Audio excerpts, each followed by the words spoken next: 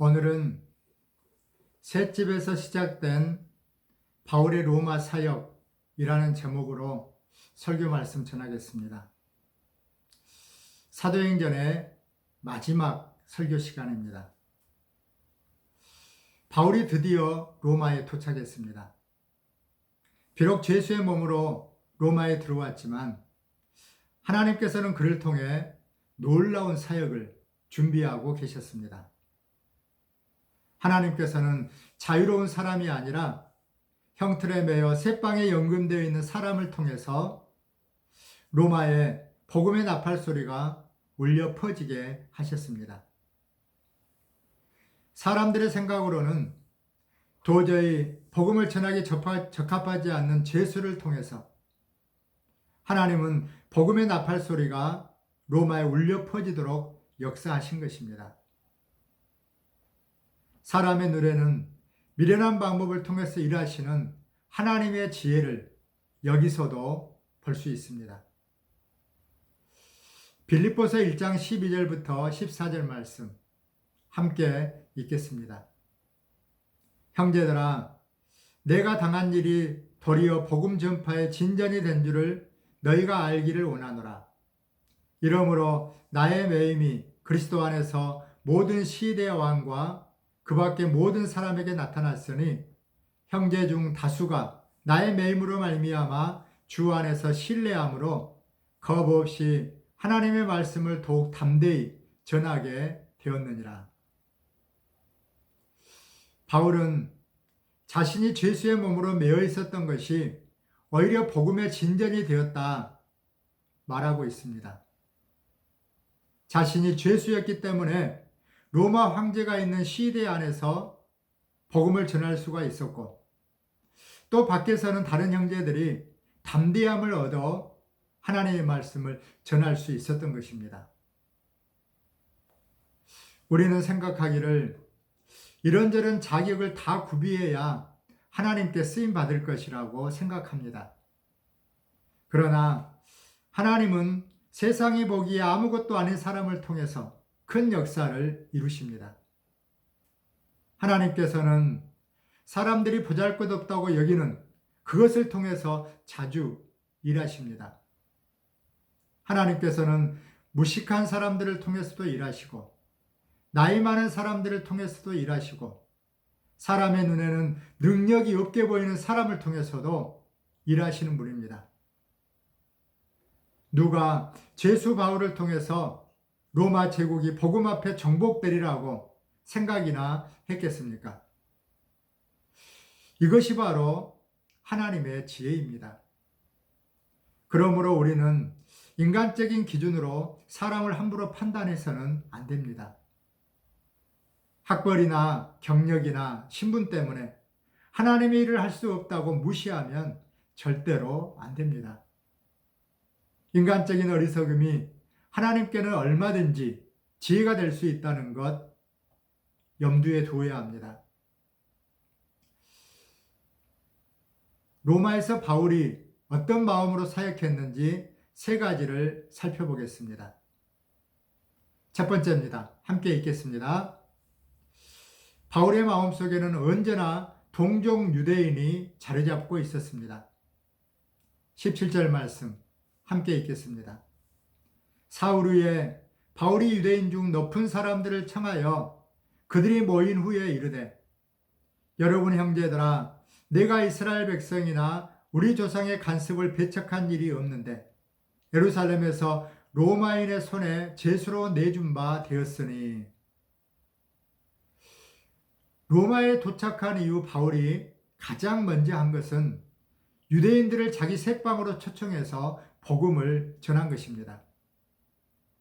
그런데 여러분, 바울에게 있어서 유대인들이 어떤 존재입니까? 다메섹에서 바울이 예수님을 처음 만날 때부터 지금까지 바울이 가는 곳마다 핍박했던 자들이 바로 유대인들이었습니다. 한두 번도 아니라 수십 년 동안 바울을 물고 뜯은 것이 바로 유대인들이었습니다. 지금 바울이 쇠사슬을 차고 로마 감옥에 호송되어 온 것도 누구 때문입니까? 바로 유대인들 때문입니다. 이처럼 동족 유대인들은 바울에게 있어서 원수 같은 존재들입니다. 아마 우리 같으면 이러한 유대인들에게 복음을 전하겠다 하는 생각조차 하지 않았을 것입니다. 그러나 바울은 달랐습니다. 그는 그들 때문에 감옥에 갇혔음에도 그들을 사랑해서 제일 먼저 복음을 전했습니다. 로마서 9장 2절 3절 말씀 함께 읽겠습니다. 나에게 큰 근심이 있는 것과 마음에 그치지 않는 고통이 있는 것을 내 양심이 성령 안에서 나와 더불어 증언하노니 나의 형제 곧 권력의 친척을 위하여 내 자신이 저주를 받아 그리스도에게서 끊어질지라도 원하는 바로라. 바울이 자기 동족 유대인들을 얼마나 사랑했는지 이 말씀을 보면 알 수 있습니다. 자기를 죽이려고 줄기차게 괴롭히던 유대인들을 위해 어떻게 하면 그들에게 복음을 전할 수 있을까? 어떻게 하면 그들도 예수님을 믿고 구원받게 할 수 있을까? 생각하고 고민하며 살았던 것이 바로 바울입니다. 저들이 비록 하나님의 뜻을 모르고 나를 핍박하고 있지만 저들도 나의 권력, 나의 친척, 나의 형제들이니 만약 저들이 구원을 받을 수만 있다면 나는 저주를 받아도 괜찮아 라고 바울은 생각했던 것입니다. 이처럼 바울은 자신을 원수로 대하는 유대인들을 사랑했습니다. 예수님의 가르침대로 철저히 원수까지 사랑한 사람이 바로 바울이었습니다. 그래서 사랑 중에 최고의 사랑인 예수님을 믿고 구원받게 하려고 복음을 전하기 위해 노력했고 그렇게만 된다면 자신은 저주를 받아도 괜찮다고 고백한 것입니다. 성도 여러분, 우리들도 바울처럼 사랑의 사람이 되었으면 좋겠습니다. 좋아하는 사람들뿐만 아니라 나를 미워하고 나에게 상처를 준 사람까지 사랑하면 좋겠습니다. 우리에게는 그런 능력이 없다면 그런 능력을 달라고 기도하면서 그런 마음을 가지고 그들까지 사랑할 수 있도록 노력하면 좋겠습니다. 원수까지도 미워하는 사람까지도 사랑하는 마음을 달라고 기도하고 그래서 그런 자들에까지 복음을 전하는 저와 여러분이 되도록 합시다. 두 번째입니다. 함께 읽겠습니다. 유대인들이 복음을 거부하자 복음의 문이 이방문으로 옮겨졌습니다. 23절 말씀 함께 읽겠습니다. 그들이 날짜를 정하고 그가 유숙하는 집에 많이 오니 바울이 아침부터 저녁까지 강론하여 하나님의 나라를 증언하고 모세의 율법과 선지자의 말을 가리고 예수에 대하여 권하더라. 바울이 유대인들에게 전한 설교의 핵심 내용은 하나님의 나라였습니다. 하나님의 나라는 구약과 신약을 연결해주는 핵심적인 주제입니다. 우리가 잘 아는 것처럼 복음이란 예수님의 인격과 예수님의 사역과 관련된 것입니다. 그런데 성경을 보면 예수님에 관한 복음보다 먼저 나오는 것이 하나님의 나라입니다. 그래서 세례 요한은 예수님의 사역보다 앞서서 회개하라, 천국이 가까이 왔느니라 선포했고 예수님께서도 공생애를 시작하실 때 회개하라, 천국이 가까이 왔느니라 선언했습니다. 그리고 예수님은 공생의 기간 내내 가장 중요하게 하나님의 나라에 대해서 가르치셨습니다. 그 하나님의 나라를 바울도 핵심적으로 전한 것입니다. 그렇다면 하나님의 나라가 무엇일까요? 하나님의 나라란 하나님께서 다스리시는 나라, 하나님이 통치하시는 나라, 하나님께서 보내신 메시아를 통해 이루시는 나라를 말합니다. 그러므로 바울이 하나님의 나라를 증언했다 하는 것은 이런 의미를 가지고 있습니다. 구약에서 하나님은 메시아를 보내셔서 당신이 하나님의 나라를 다스리는 절대 주권자라는 사실을 보여주시겠다고 약속하셨습니다. 구약 전체는 하나님 나라의 약속된 왕에 관한 예언입니다. 그리고 그 약속된 메시아로 오신 분이 바로 예수 그리스도이시고 그 예수님을 통해 하나님이 다스리시는 하나님의 나라가 완성되는 것입니다. 이렇게 설교한 것입니다. 이처럼 바울은 유대인들에게 성경 말씀을 통해서 수세기 동안 족장들도 또 선지자들도 하나님의 나라의 왕을 기다렸는데 그분이 바로 예수 그리스도라고 설교한 것입니다. 그러나 바울이 날짜를 정해서 아침부터 저녁까지 강론하면서 하나님의 나라를 전했지만 유대인들은 몇 사람만 믿었을 뿐 대부분은 믿지 않고 등을 돌렸습니다. 24절, 25절 상반절 함께 읽겠습니다. 그 말을 믿는 사람도 있고 믿지 아니하는 사람도 있어 서로 맞지 아니하여. 동족 유대인들을 구원시키기 위해 그토록 애를 썼음에도 그들이 믿지 않고 등을 돌리자 바울은 25절부터 27절에서 이사야서의 말씀을 인용해서 그들이 믿지 않은 것은 마음이 우둔해져서 듣기는 들어도 도무지 깨닫지 못하며 보기는 보아도 알지 못하기 때문이라고 책망합니다. 그리고 유대인들이 그렇게 깨닫지 못하게 된 것은 하나님께서 그들의 마음을 완악하게 하셨기 때문이고 그들은 앞으로도 잘 돌아오지 않을 것이라고 선언합니다. 사랑하는 성도 여러분, 하나님의 말씀을 들으면 믿든지 안 믿든지 두 가지 반응밖에 할 수 없습니다. 하나님의 말씀을 듣고도 중립을 지킬 수는 없습니다. 하나님의 말씀을 들으면 믿고 하나님의 뜻대로 살든지 아니면 마음이 더 완악해져서 거부하든지 두 가지 반응밖에 할 수 없습니다. 그런데 하나님의 말씀을 듣고도 거부하는 자들에게 하나님은 너희가 내 말을 거부했으므로 이제 내가 너희의 귀를 막아 듣지 못하게 하고 너희의 눈을 가리워 보지 못하게 벌하겠다 말씀하십니다. 돌과 같은 마음으로 하나님께 반항하는 자들의 결국은 영원한 형벌밖에 없다는 말씀입니다. 이처럼 유대인들이 복음을 거부하자 이제 복음이 이방인에게로 향한다고 바울은 말을 합니다. 28절 말씀 함께 읽겠습니다. 그런즉 하나님의 이 구원이 이방인에게로 보내어진 줄 알라. 그들은 그것을 들으리라 하더라. 사도행전을 보면 복음에 대한 유대인들의 반응과 이방인들의 반응이 다르다는 것을 알 수 있습니다.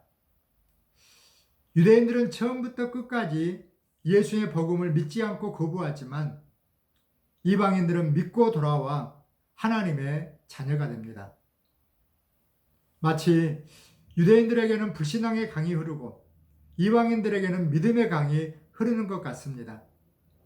그리고 이 두 개의 강은 사도행전이 끝날 때까지 끝내 하나로 합쳐지지 않습니다. 그러나 여기에는 분명한 하나님의 뜻이 있습니다.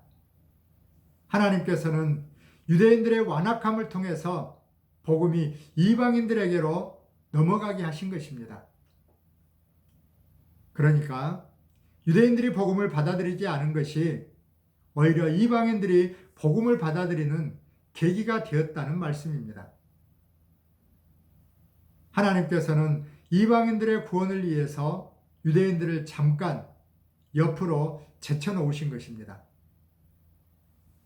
그러나 주님께서 재림하시는 날까지 유대인들이 완전히 돌아오지 않는 것은 아닙니다. 언젠가는 이 두 강이 하나로 합쳐지는 날이 올 것입니다. 유대인들의 남은 자들이 돌아올 것이고 그들이 이방인들과 함께 한 형제가 될 것입니다. 그때가 언제인지는 알 수 없지만 반드시 유대인들도 돌아오는 날이 있을 것입니다. 예수 그리스도 안에서 하늘과 땅과 그 안에 있는 모든 것들이 하나로 통일되는 그날, 택함받은 유대인들이 돌아와 모든 믿는 자들이 하나 되어 하나님께 영광을 돌리게 될 것입니다. 세 번째입니다. 함께 읽겠습니다. 바울은 셋방에서 로마 선교의 꿈을 꾸며 열정적으로 복음을 전했습니다. 30절 말씀 함께 읽겠습니다. 바울이 온 이태를 자기 셋방에 머물면서 자기에게 오는 사람을 다 영접하고, 여기서 셋방이라고 말하니 형무소 밖에 일반 주택에서 셋방살이 했다, 그런 의미로 받아들이면 안 됩니다. 형무소 구역 안에 있는 셋방에서 특별히 가택연금되는 특혜가 주어졌다는 의미입니다. 바울은 감옥보다는 조금 나은 이 셋방에서 삭방될 때까지 2년 동안 살았는데 이 셋방에 찾아오는 모든 사람들에게 항상 복음을 전했던 것입니다. 물론 바울은 죄수의 몸이었기 때문에 24시간 동안 군인들의 감시를 받고 있었습니다. 당시 바울을 지킨 군인들은 4시간 간격으로 교대를 했기 때문에 하루 24시간 동안 적어도 6명의 군인은 언제나 바울 옆에, 바울과 함께 있었습니다. 그들은 바울이 복음을 전하고 다른 형제들을 가르칠 때에도 언제나 옆에 함께 있었습니다. 그러므로 이 6명의 군인들이야말로 정말 복받은 자들입니다. 역사상 가장 위대한 하나님의 사람 사도 바울과 함께 있으면서 자이든 타이든 하나님 나라에 대한 복음을 듣고 가르침을 받았으니 이들보다 더 복된 사람이 어디 있겠습니까? 아마도 그들을 통해서 황제의 시대 안에 복음이 증거되었을 것이고 가이사 황제 주변의 많은 사람들도 예수님을 믿게 되었을 것입니다. 그렇다면 이때의 상황을 바울의 입장에서 한번 생각해 보겠습니다. 이때 바울은 이미 50대 중반을 넘기고 있었습니다. 그리고 셋방이지만 그래도 감옥인데 먹을 것이나 제대로 먹을 수 있었겠습니까? 또한 당시 바울은 육체의 가시로 말미암아 고통 가운데 시달리고 있었습니다. 그런 가운데서 사람을 만나고 복음을 전하고 하나님 나라를 가르치고 또한 사람들과 씨를 맺으니 그 고난은 이루 말할 수 없었을 것입니다. 그럼에도 바울은 하루 종일 죽어가는 영혼들을 불쌍히 여기면서 예수님을 전했던 것입니다. 그것뿐이 아닙니다. 이 셋방에서 바울은 역사상 길이 남을 위대한 일을 했습니다. 그것이 무엇입니까? 감옥에 있던 2년 동안 옥중서신을 쓴 것입니다. 에베소서, 빌립보서, 골로새서, 빌레몬서, 이 4권의 성경이 이때 써졌습니다. 로마서를 제외한다면 우리들의 구원과 관련하여 가장 심오한 진리를 담고 있는 에베소서, 예수님을 믿고 구원받은 것이 얼마나 감격스러운 것인지 우리의 마음을 뜨겁게 하는 빌립보서, 예수님이 창조주이고 하나님이라고 하는 예수님의 신성에 대한 심오한 진리를 담고 있는 골로새서, 원수까지 사랑한다는 것이 무엇을 의미하는지 그것을 hil려로 보내주고 있는 골로새서, 이 네 권의 성경이 이 로마 감옥에서 써진 것입니다. 만약 바울이 감옥에 갇히지 않았다면 이 네 권의 성경이 쓰여지지 않을 수도 있었다는 의미입니다. 사랑하는 성도 여러분, 당시 복음을 전하고 성경을 쓰는 일을 밤에 할 수 있었을까요? 아닙니다. 어두운 밤에는 할 수 없었을 것입니다. 그래서 바울은 등불을 켤 수 없는 밤에는 여러 교회들과 양떼들을 위해서 눈물을 흘리며 기도했고, 낮에는 만나는 사람들에게 복음을 전하면서 틈나는 대로 성경을 썼을 것입니다. 거기에다가 지속적으로 드나드는 제자들을 가르치고 지도하는 일을 계속했습니다. 바울 서신을 보면 이 셋방에서 아리스다고, 디모데, 두기고, 에바브라 디도, 오네시모, 나중에는 마가 요한까지 지도하고 다른 교회로 파송하는 것을 볼 수 있습니다. 그렇다면 바울이 감옥에 있으면서도 어떻게 이처럼 열정적으로 주님의 일을 할 수 있었을까요? 그것은 바로 주님께서 주신 꿈과 그 꿈에 대한 사명감 때문이었습니다. 땅끝까지 이르러 내 증인이 되리라. 땅끝까지 복음을 전하고 싶은 꿈이 있었기 때문에 바울은 그토록 좋지 못한 몸과 최악의 상황에서도 열정적으로 주님의 일을 했던 것입니다. 성도 여러분, 저와 여러분에게도 바울처럼 복음에 대한 꿈과 사명감이 있었으면 좋겠습니다. 세상에서 잘 살고 세상에서 평안히 사는 그런 꿈이 아니라 나를 통해서 주님의 뜻이 이 땅에서도 이루어지기를 원하는 꿈이 있었으면 좋겠습니다. 만약 우리가 복음에 대한 그러한 꿈과 비전을 간직하고 그 꿈을 이루기 위하여 열정을 다한다면 하나님께서는 성령을 통해 우리와 함께 하사 반드시 그 일을 이루게 하실 것입니다. 오늘 말씀에 결론을 내리겠습니다.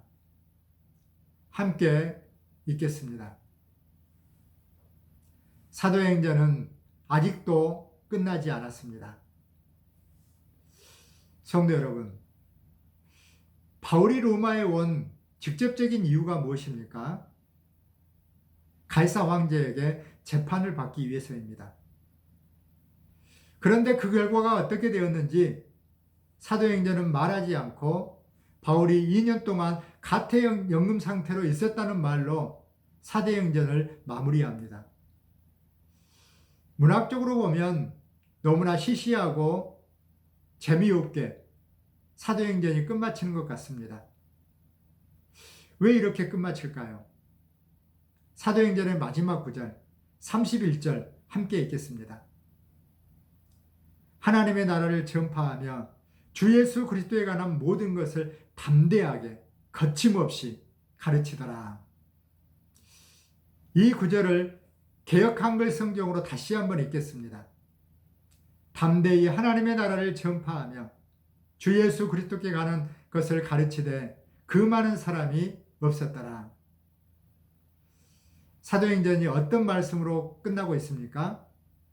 그 많은 사람이 없었더라. 담대히 하나님의 나라를 전파하며 주 예수 그리스도께 관한 것을 가르치되 그 많은 사람이 없었더라. 무슨 뜻입니까? 지난 2000년 동안 수많은 대적자들이 복음이 전파되는 것을 막으려고 애썼지만 그들 가운데 복음이 계속 전파되는 것을 막아낸 사람은 단 한 사람도 없었습니다. 여러분, 앞으로 주님이 다시 오시는 그날까지 우리들도 핍박을 받지 않을 것이다 라는 보장을 할 수는 없습니다. 지금은 편하게 예수님을 믿고 있지만 어쩌면 그렇지 않은 날, 핍박과 고난이 임하는 날이 올 수도 있습니다. 그럼에도 주님의 복음이 전파되는 것을 그 누구도 막을 수는 없을 것입니다. 결국은 하나님께서 이기십니다. 십자가로 승리하십니다. 이제 사도행전의 설교를 마치려고 합니다. 그러나 결코 사도행전이 끝난 것은 아닙니다. 사도행전에는 주 예수의 이름으로 너희에게 평안이 있을지어다, 또는 너희에게 은혜가 있기를 원하노라, 이러한 인사말이 없습니다. 그럼 인사말을 하지 않고 사도행전이 끝마칩니다. 사도행전은 그 많은 자가 없더라, 이렇게 끝마칩니다. 그 이유가 무엇일까요?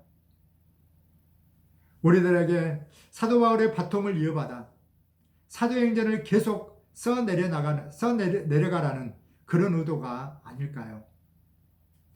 그 누구도 복음이 전파되는 것을 금할 수 없으므로 이제는 너희들이 바울의 바통을 이어받아 담대히 복음을 전하고 예수 그리스도에 대해서 가르치는 자들이 되어라, 그런 의도가 아닐까요? 사랑하는 성도 여러분, 이제는 우리들이 바울의 바통을 이어받아 땅끝까지 복음을 전하는 자들이 되도록 합시다. 예수 그리스도의 이름이 물이 바다를 덮음같이 온 세상에 가득하도록 복음을 전하도록 합시다. 언젠가는 반드시 예루살렘과 온 유대와 사마리아와 땅끝까지 이르러 복음이 전파되는 그날이 올 것입니다. 그때가 되어서야 사도행전은 끝이 날 것입니다. 복음이 땅끝까지 전파되어 물이 바다를 덮음같이 예수 그리스도로 충만하게 될 때, 아멘 주 예수여 오시옵소서, 아멘 주 예수여 오시옵소서 선포하면서 사도행전은 끝이 날 것입니다. 그때까지 다시 오실 주님을 바라보며 성령 충만한 가운데 사도행전을 계속 써내려 나가는 저와 여러분이 되도록 합시다. 기도하겠습니다.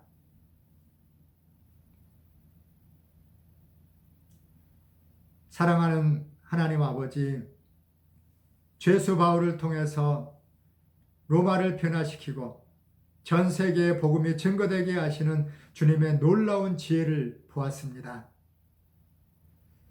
이제는 우리들이 바울의 바통을 이어받아 복음을 전하고 주님의 사역에 힘쓰는 자들이 되게 하여 주옵소서. 우리는 지혜도 없고 능력도 부족하고 건강도 좋지 못합니다.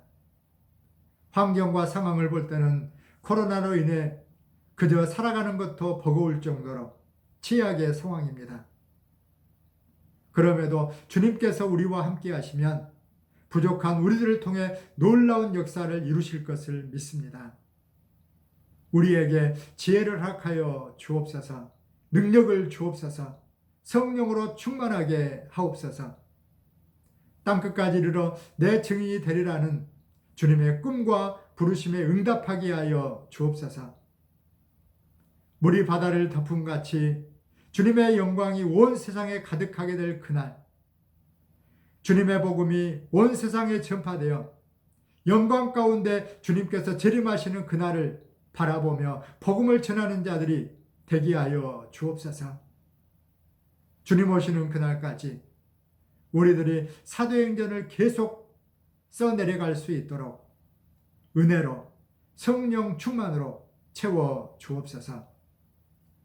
예수님의 이름으로 기도하옵나이다. 아멘.